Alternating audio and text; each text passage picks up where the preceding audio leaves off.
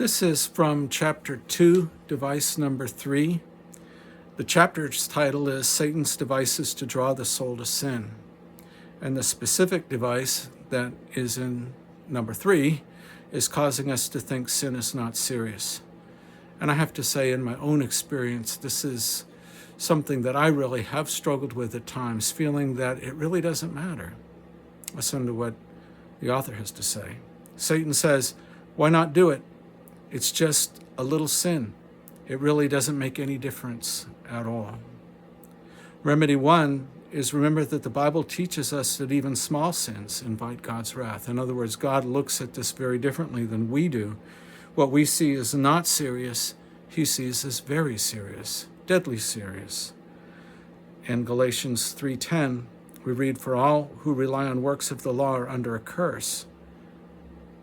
So even the people in the Old Testament who had the law were still under a curse. For it is written, cursed be everyone who does not abide by all things written in the book of the law and do them. And that was exactly the reason for the law, is it was impossible to keep all of it. Even sometimes just normal everyday things would make a person ritually unclean. It wasn't possible to maintain that kind of way of life, to be right with God at all times in every possible way.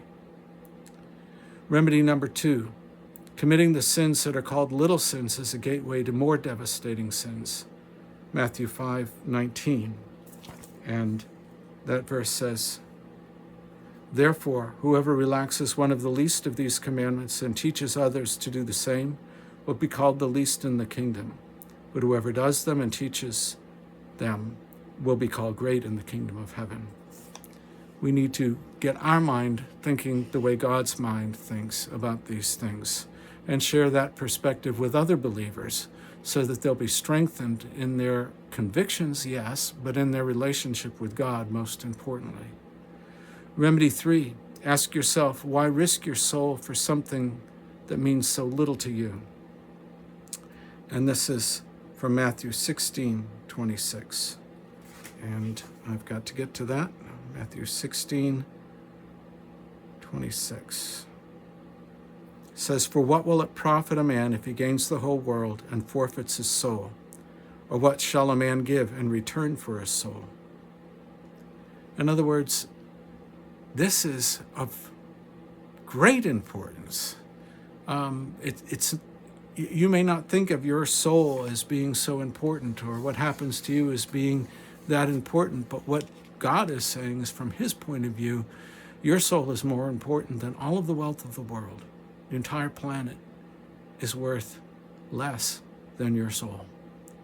So this is of great importance. You might not realize that. You may not be conscious of that, but this is how God looks at it. And remedy 4 says, tell yourself that even the smallest sins cause terrible danger. Luke 16:10 says, one who is faithful in very little is also faithful in much, and one who is dishonest in a very little is also dishonest in much. Now, I'm not going to give you all of the lesson. I'm going to encourage you to continue to go on in the lesson, because there are 3 more remedies that I haven't included, and there are some questions at the end to get you to think these things through personally. The purpose of this video is to introduce you to this lesson, device number 3, and to encourage you to continue on your own. And as I said, this is the one that probably comes up most frequently for me, thinking it won't really matter. It doesn't really matter that much. Well, you're wrong. It does.